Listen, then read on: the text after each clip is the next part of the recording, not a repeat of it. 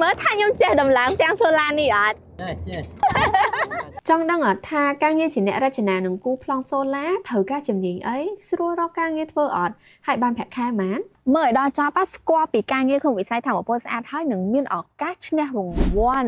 người tô ở cái gì mà oi nhiên đấy mở kêu đi rồi và cô mà cần để switch bên cả cắm xoay vô để chích nó không bị sai thằng một post ad để lời ní bị sai thằng một post ad cùng phong tới đi chấm rán nó Campuchia hai energy lab Asia vừa bùi nhung oi từ sạt là bong thua ca nghe khó khó khăn không bị sai ní riêng ro sập đà ngày ní nhung nâng đô ca nghe tới thưa chia nè ra chừng ná nâng cúp láng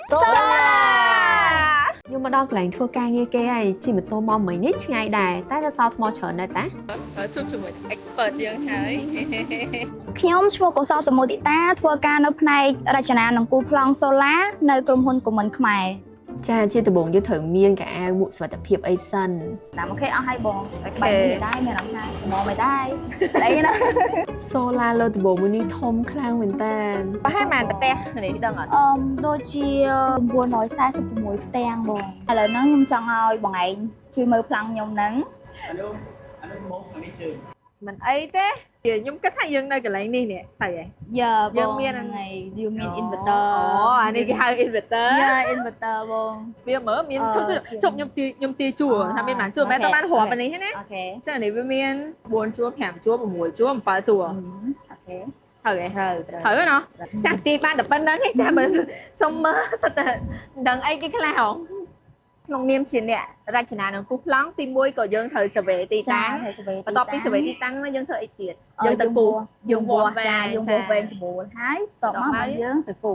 គូចាហើយក្នុងការគូសនឹងដែរយើងគូសតាទាំង solar ហ្នឹងទេឬមួយក៏ត្រូវគូសខ្សែគូសអីញ៉ាំផ្សេងទៀត យើងត្រូវគូស foundation របស់ solar យើងដែរតបមកបានយើង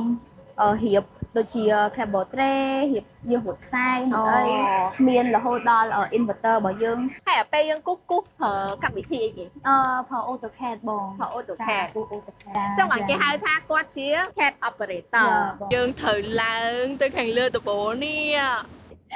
នៅលើដំបូលក៏ពោះប្រហែលជា10ម៉ែត្រជាងនោះអាចមើលទៅខាងនោះបានចានឹងហើយរៀងញ័រជើងតិចទេអត់អីទេ ទេបងឥឡូវយើងមកធ្វើកិច្ចការងារទី2បងគាត់កំពុងតែតឡើងប្រទេស solar របស់យើង អូខេអញ្ចឹងក្នុងនាមម្នាក់ជា CAD operator យើងត្រូវធ្វើការយ៉ាងម៉េចខ្លះជាមួយបងគាត់អ្នកតឡើង ខ្ញុំត្រូវមើលការតបភ្ជាប់របស់គាត់ត្រឹមត្រូវដូចជាមួយនឹងការគូសចាការគូសរបស់ខ្ញុំអត់ បងអញ្ចឹងថ្ងៃហ្នឹងមានការងារអីគេខ្លះធ្វើបង យើងតឡើងស្លឹកនេះភ្ជាប់ជាមួយ piece down 3 2 3វេ 진짜? Wow. Dạ. Nỉa rí có ai thưa bạn Nè đây. đi có ai thưa bạn đây. Đọc cho xem nữa. Ồ, ok. Lược bạn bên đây cứ chụp hay. chụp Iya. cái này Chà, Ok. chụp. Và nắng ban đây nè con nè. Hay dương tài liệu với cho. Anh ấy là mây chụp tí sờ lật muối tơ sờ lật mùi. Tí tá cú à nắng mùi nắng cú chao cú chong nắng Cái đó. này miên pi lơ mơ pi lơ miên mơ pi hiêng. ให้มองสูดโดยชาวอันนั้นเก็บไม่เสียไปเลยอยู่แต่กู Miên xếp xếp cái này bên là một โอ้เอาเถอะสปา cha เตีย ai thử spec bia. หายไหนบ้างนะโอเค trong ban โอ้น่าเห็นจุดนี้ไงเก๋ Hiên chụp ní anh cái ní đang tham cô ให้เห็นน่าสลานนะ nơi có bị chia lay bữa chạy bị chia Campuchia จังตูตั้งอันไหนทัวร์การในក្នុង office ឬមួយក៏នៅខាងក្រៅច្រើនជាង នៅក្នុង office ច្រើនជាងបងពេលខ្លះចុះផ្សាយខ្លះដែរ ទីតាហេតុអីបានការគូប្លង់សូឡាសំខាន់ គឺដើម្បីឲ្យការដំឡើងត្រឹមត្រូវទៅតាមស្តង់ដារបង ហើយតើគម្រោងមួយណាដែលអូនឯងធ្លាប់ធ្វើឲ្យលយជាងគេ សម្រាប់គម្រោងដែលលយគឺមាននៅរោងចក្រប្រព្រឹត្តកម្មទឹកស្អាតបាក់ខែង ក្នុងការងារហ្នឹងអូនឯងមានអីគេភ្ញាក់ផ្អើលជាងគេ ការអនុវត្តទ្រឹស្ដីនៅសាលារៀនហើយនឹងការងារជាក់ស្ដែងបង ហើយក្នុងការងារហ្នឹងមានអីដែលពិបាកជាងគេអូន នៅពេលដែលកែប្លង់ភ្លាមៗបងជួបឧបសគ្គយើងត្រូវកែប្លង់ភ្លាមៗ ហើយមួយទៀតបងសុំលួចសួរការងារហ្នឹងណាចូលធ្វើការដំបងបានប្រាក់ខែប៉ុន្មាន សម្រាប់ទីផ្សារការងារប្រាក់ខែគឺពីចន្លោះ300ទៅ450ទៅតាមស្ថាប័នផ្សេងៗបង ចឹងមើលទៅបើសម្រាប់ខាងកិច្ចការអាចទៅរួចហ៎ យ៉ាផាសៃបង អញ្ចឹងខ្ញុំអាចដោះយករង្វាន់ប្រចាំសប្តាហ៍ឲ្យអ្នកមើលទាំងអស់គ្នាបានហើយណា ក្នុងសប្តាហ៍នេះគឺយើងមានរង្វាន់ដូចជាដបទឹកហើយនិងសៀវភៅ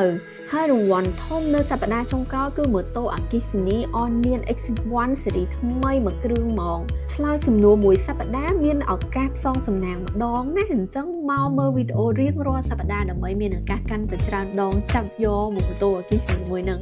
ម៉ូតូនេះសាកភ្លើងមកពេញអស់តែ1000រៀលទេជិះបាន75គីឡូម៉ែត្រហើយអាចជិះកាត់ទឹកបានជម្រៅដល់ទៅកន្លះម៉ែត្រក្នុងរយៈពេលកន្លះម៉ោងដើម្បីចូលរួមទី1ចុចចែករំលែកវីដេអូនេះទី2 scan QR code ដើម្បីឆ្លើយសំណួរ ឥឡូវយើងចាប់ហើយឆ្លើយសំណួរហើយកុំភ្លេចប្រាប់ខ្ញុំនៅក្នុង comment ផង ហូប ណា សិនមក